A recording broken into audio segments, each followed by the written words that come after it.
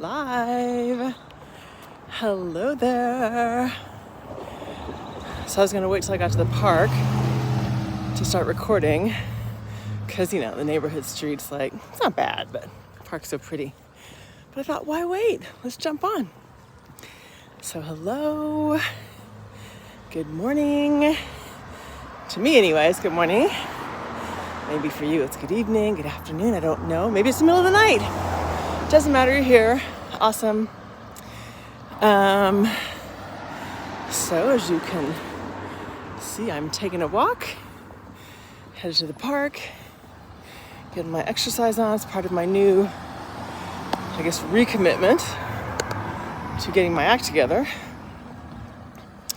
because I had become kind of comfortable, quite honestly. Hope this doesn't drop my phone. I've become kind of comfortable lazing about for a while. This is true. Not hard to do. Please, God, don't let this thing drop my phone. Let's see. Okay, there we go. Now I can move with a little more freedom. So yeah, I'd become, you know how it is. I mean, first of all, here in California, there was lots and lots and lots of rain. Thank you. Somebody always gives me a thumbs up right away. I totally appreciate that. There's some love right back to you. So, you know, going through the winter, like in most places, it's cold, dreary, damp, whatever.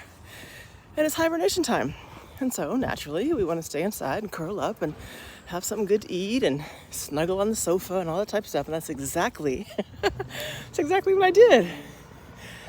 And my butt can prove it to you. Sounds so awful. But like, you know, kind of got splayed out there, I'll say.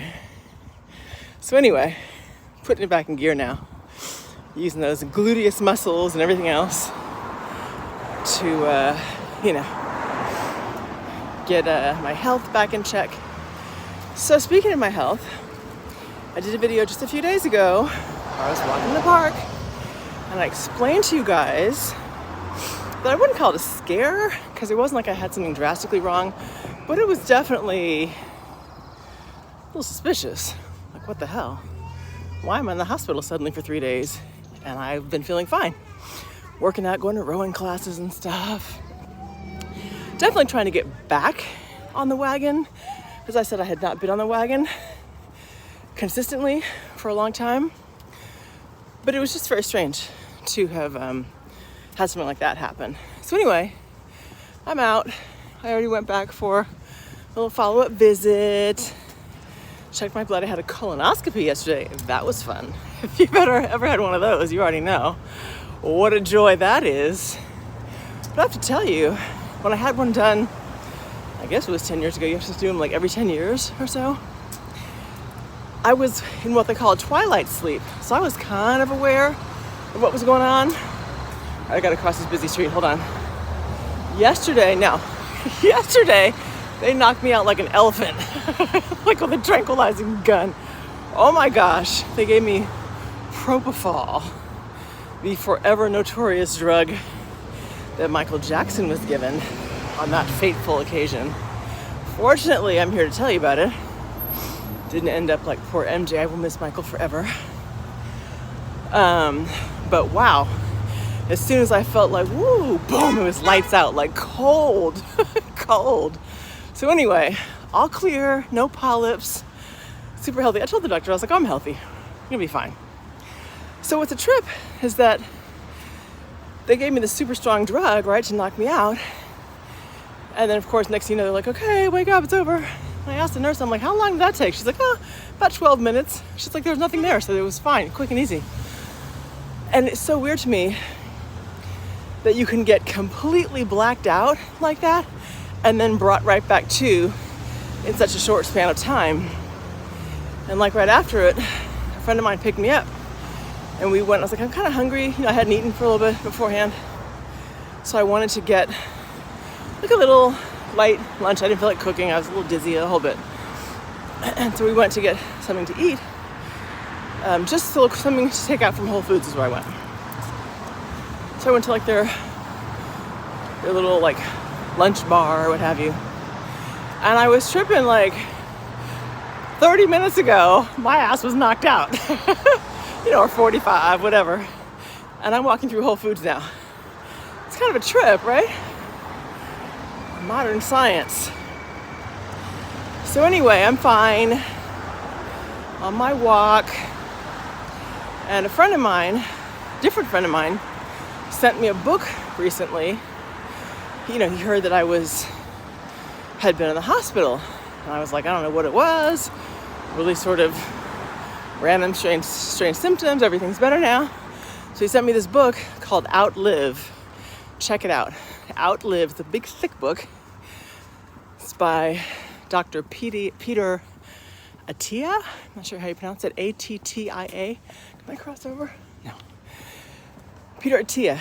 And I've just started. I've read maybe 30, 40 pages, not that much so far. But basically it talks about, I think the subtitle is how to, I'm gonna cross over, hold on. Okay. How to, essentially it's about longevity and not just live forever kind of thing, but how, the quality of your long life. And it's not fad diet, none of that kind of crap. Anyway, it's interesting. So check it out, Outlive. See what you think. I'm just getting into it. But one thing it does say already is that exercise is the number one drug, right? Number one thing that helps predict and enhance long, healthy, happy life. So here I am out here walking away. Okay, so I didn't want to gross you out with my colonoscopy details, although it's not gross. Done deal. Just want to encourage once again well-being, fitness, all that. And so I thought, why not include you guys on something of a journey. Now, I don't know. I haven't been super consistent lately. I'm going to be perfectly honest. I don't know how consistent I will be going forward about documenting some of this stuff. But I thought it might be useful for anybody else out there who's feeling like, okay, you know what? Let me get up off the sofa. Let me go take care of my body. Oh, I've noticed, a change in my cholesterol, or I picked up some weight, or I'm not feeling like I used to, or any of those kinds of things. I'm not in my 20s or 30s anymore, that's for sure. And so things do change as we get older. It's not a bad thing. This culture does not really embrace or appreciate the aging process. We shun it. Everyone's getting their faces injected and whatever they can do to try to act like they're not their age. They discourage the beauty, the natural beauty that is getting older. And rather than help people learn how to be thriving as they get older, it's kind of like you get shunned. And then you see weird things happening much older men seeking super young women because they want to feel like they're still virile, or much older women trying to look like they're still 20-something. They look ridiculous. Those big faced out lips and fake boobs and fake butts. And I'm in the park now, so hopefully they'll get a little bit quieter soon. I'm all for do things to make yourself feel good and enhance your appearance. And if getting a fake booty is what you need to do, I can't really judge that. However, I will say that I think there's some other things that are potentially more beneficial than just having some doctor cut on you. I will also say, I will acknowledge people say, oh, Kelly, it's easy for you to say because you're pretty and you have a nice body and you've been blessed with all these things. And I don't think that's a valid critique, because I have been fortunate to be an attractive woman and, basically have a nice body. As I said a minute ago, it's not like it used to be. And definitely if I sit around and eat junk like everybody else, it's going to show. So, I have to get up and get to the gym and all that kind of stuff too. But I haven't done liposuction. I haven't done those kinds of things. And, would I? my mom used to be like, when I was young, you'll see when you get older, you're going to want to do it too. And I was like, I don't think so. It's not really me. And so far, it's not. I'm just paying the price either way for hi. Oh, I see people saying hi. How are you? So I think you pay the price either way. And I just basically decided, listen, this thing about getting older and having diseases come up, cardiovascular disease and strokes, heart attacks, dementia, you lose your mind, all that kind of stuff. It doesn't just happen overnight. It's not like someone just suddenly, one day it's like, oh, I had a heart attack. Or you hear it about a person who just, oh my gosh, what a surprise. They, had some horrible health situation. That's what I'm learning in this book that I'm reading. And it's obvious, it's common sense. These things are happening over a period of time. They may not be noticeable right away. It's like small things. You notice, again, like sluggishness, or your blood pressure is changing, or, your body isn't as fit as it used to be, or, all those kinds of things. Or, you're eating a bunch more crap, you're not as active as you used to be, all of that. Well, yeah, over time, it does add up. It does affect you, us, all of us.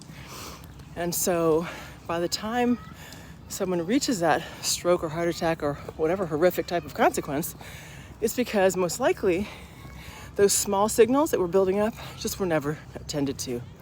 And that's kind of the alarm bell that went off for me when I got admitted to the hospital recently. I was like, well, wait a second, what's going on? And to be perfectly honest, I knew for some time that I was not doing right by myself. You can't lay around every day and not exercise and eat whatever you want to, meaning junk food and sweets and whatever other kind of crap, and expect that there's not going to be some type of consequence. I knew, and I could feel it. I could see my body changing. I could feel myself like, like not having the same energy, like kind of struggling to do things. And so in my side of myself, I was like, you better get your butt up and start doing something. Plus I could see how I looked, I wasn't pleased with physically how I was appearing, both just my face and also my body. I was like, what is going on? I'm not going out like this. I have sufficient vanity to want to keep it together. So I guess in my case, the extra kick in the pants came from that recent experience. However, it doesn't have to go that far. That's what I'm trying to tell you. It doesn't have to go that far. So if you are noticing these different signs, or someone that you love is experiencing these kinds of changes that are gradual, it's like a little something here and a little something there, please take it from me. Like, get on top of it. Because the thing is, it's all reversible. You've heard about people, they can do diabetes, it can be reversed with proper diet and exercise. Really, it feels like, in large part, nutrition, good nutrition, exercise, sleep, proper sleep. Hello, that's an issue for me because I had a horrible night's sleep last night. I don't know why I could not go to sleep. Maybe because of that colonoscopy and I was knocked out, and then I came home and kind of napped during the afternoon. So maybe that threw me off. I don't know. But it was awful because I was like, damn, I just wanted to go to sleep. And so then this morning, I was like, I don't really want to walk. But I'm like, nope, go walk. Because you have to, you know what I mean? Because every day it can be like, it's not super sunny out. It might be chilly. What if it rains? I'm tired. There's a million reasons. There's always a reason why you shouldn't do something. It's easy not to do the thing. But to push yourself forward and do it, I think that's the secret sauce. So again, it's like obviously exercise, nutrition. It's the same stuff we already know. Get rest. The fourth one that I liked a lot is emotional connections. Gotta have good relationships. Doesn't mean you have to be married to the love of your life. Doesn't mean you have to be all curled up with your boo all the time. Maybe you are, and if so, that's great. Sometimes we get that, sometimes we don't. Sometimes you're with your boo and you can't stand your boo. You know what I mean? But basically, that most of the time, you're experiencing some positive relationships in your life. So with friends, family, even your colleagues, you just want to have positive relationships. And so, some emotional wellness as well definitely counts. So those are the things that I'm focusing on. And I feel good about them, all of them. And actually today, after I got past my little moment of like, I don't really feel like it, it's like get up and go.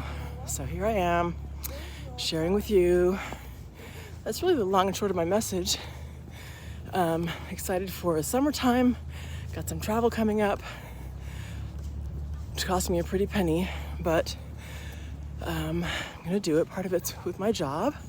Going to a conference in Barcelona, shout out. And we're gonna be in Spain, Switzerland for my son, and Italy. So, I work hard. I'm going to enjoy a little bit of time off too. Actually, some of it's involving work, so it's not totally time off. I'll be doing some research for my job, so I'll be tying in some work stuff. But, getting a chance to do it in another location will be good. Okay, guys, so that's really my message for now. I wanted to share that everything's good, green lights, still have some work to do to get myself into tip-top shape, drop some weight, work on my sleep. What else? Just stay consistent, improve my nutrition, cut out some sugar. I eat pretty well. I'm a pretty healthy eater. However, I do have my weaknesses and I tend to go towards sugar. And so I know that's a bad one. Not really much of a drinker, but just trying to do better overall. So I wanted to just hop on, share that with you. Hope that again, maybe it helps somebody feel encouraged. It's not too late. If you're feeling like, I can't even lift my leg up right now, then just bend your knee. If you can't lift your leg, just bend your knee. Roll your foot around like that, your ankle. You know what I'm saying? Just little things, little things. All right, that's it. I'm not going to belabor it. Have a great day. Hope you're feeling well. Lots of love to you. Mwah. See you later. Bye. Thanks for tuning in, by the way. Thanks for the thumbs up. Appreciate it. Later.